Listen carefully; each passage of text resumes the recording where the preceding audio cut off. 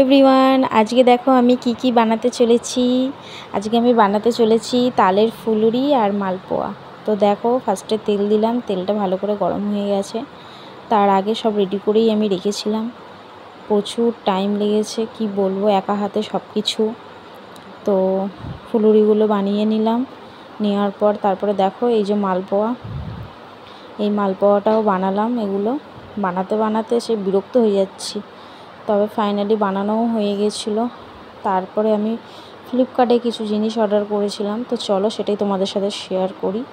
আমি আনবক্সিং করি, তোমরা দেখতে থাকো এর মধ্যে কি আছে। তো এইটা ফার্স্টে আমি আনবক্সিং করার সময় ভাবছিলাম কি না কি এসেছে। আমিও একটু এক্সাইটেড ছিলাম প্রচুর, কখন খুলবো এরকম মনে হচ্ছিল। তারপর ভাবলাম যে না, তোমাদের সাথে তো শেয়ার করি, আমি যাই কিছু অর্ডার করি না কেন।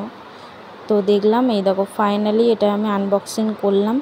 তো দেখলাম ওয়াও, খুব সুন্দর সুন্দর পারফিউম, ভীষণ ভালো।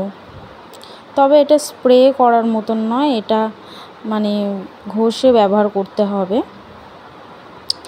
তো দেখলাম যে স্মেলগুলো তো ভীষণ, মানে খুবই সুন্দর স্মেলগুলো প্রত্যেকটা।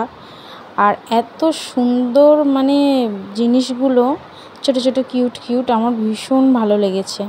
তো ভিডিওটি তোমাদের কেমন লাগলো অবশ্যই একটা কমেন্ট করে জানিও। টাটা, বাই, সি ইউ, সবাই ভালো থেকো।